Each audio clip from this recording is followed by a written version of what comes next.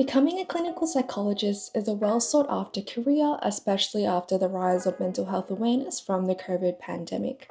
However, the pathway to becoming a clinical psychologist is not easy and requires years of studying and training. In Australia, you need an honours or honours equivalent degree as well as a master's degree to become a clinical psychologist. So, in this video, I'll be going through my journey from being in an honours degree to getting into a Masters of Psychology degree.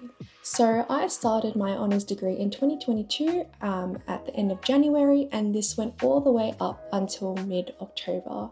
And now my goal at the beginning of that year was to get into the combined Masters PhD clinical psychology program at UNSW, but because I knew how competitive it was to get into any Masters of Clinical Psychology program in Australia, I knew that I needed to have some backup options if I wasn't able to get in on the first try.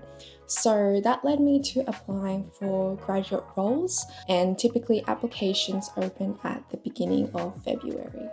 And so these grad roles that I were applying to, they were mainly corporate roles, and whilst I did have some doubt about them initially, I did think it was a good opportunity for two particular reasons. So the first one was that I did actually have some interest in the organizational psychology side of things, and was actually my passion in first year undergraduate.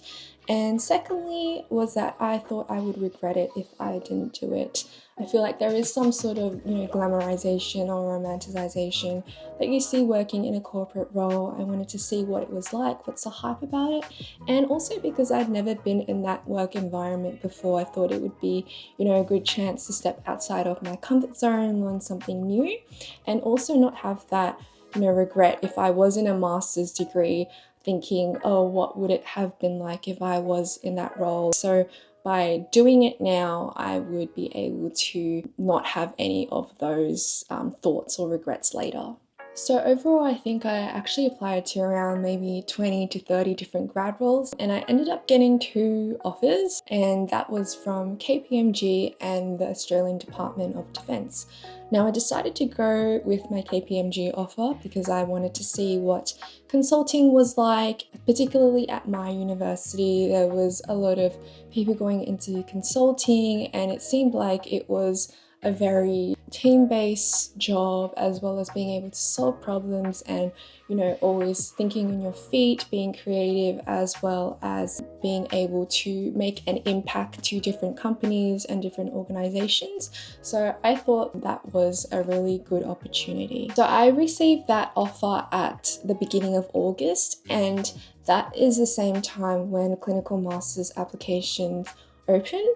Now, at that point in time, I felt like I wasn't 100% committed to clinical psychology anymore. And because of that, I didn't end up applying to it because, if I were to do interviews and everything in that process, I felt like I would not be giving it my all, and it would be reflected in any interviews or applications that I was doing. So I just, didn't want to half-ass it, and decided to, put my mind to working in corporate for the next year. And so my thesis was submitted in mid-October, that's when it was due, and after that I did go on a couple holidays, and definitely recommend you to take a break after submitting your thesis. It's such a massive accomplishment, and you deserve it. Have some time to yourself and just relax for a while, especially at the end of the year. I then started my graduate role at KPMG in the middle of February. I met so many new people from so many different backgrounds, and also was doing some client and non-client facing work as well. But after, having some time there for like a month or so, I felt like that the work I was doing and the impact that I was making didn't really align with my values and the sort of impact I wanted to make in my career or the career pathway I wanted to take. So after around 7 weeks, I did end up quitting that job, and of course in the background I was doing some job hunting so that I did have another job to go to, and I ended up landing a job back into clinical research in psychology, and was very grateful that I was able to find a job so quickly as well.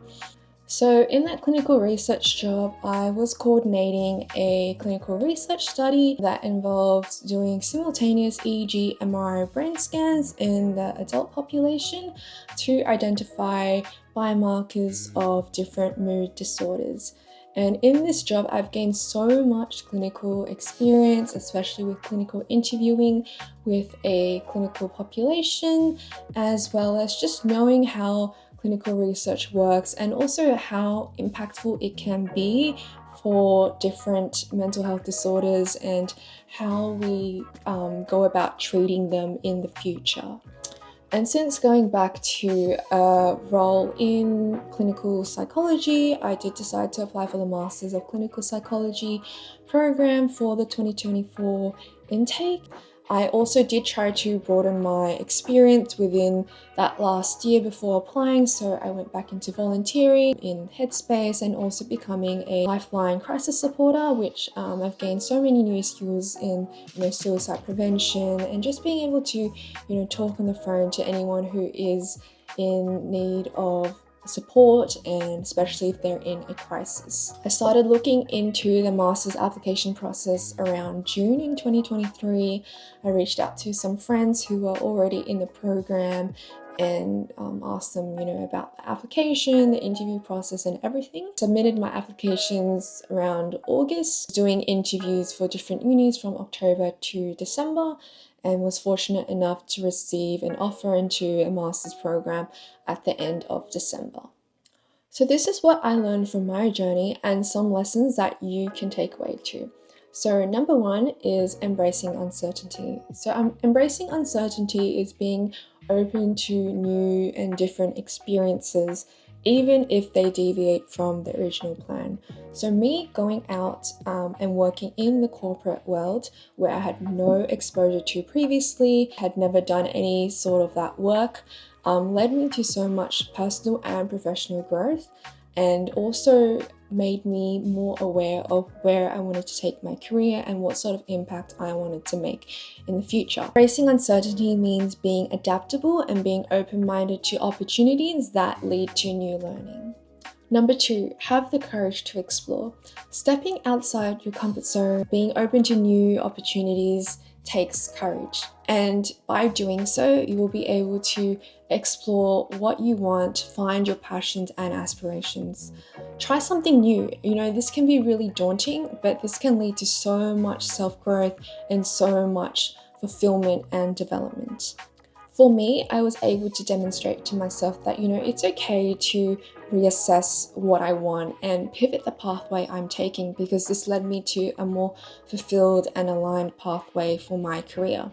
And, if you're young like me, especially, go take that leap of faith, go do that thing that you've always wanted to do, even if it has a higher risk, because you're only going to come out as a stronger and more developed person. Number three, you make your own journey. Everyone has their own pathway and their own timeline to life and their career. And there isn't one prescribed way that you have to take to reach your career aspirations or become successful. Some people start their careers at 20, some even 30 or even later, and that's okay. Life is a journey and it's all about learning on the way. And by putting yourself in different experiences and opportunities, you are going to grow and learn so much more and have a better understanding of yourself, the world, and what you want. And it's okay to do it at your own pace and not compare yourself to others.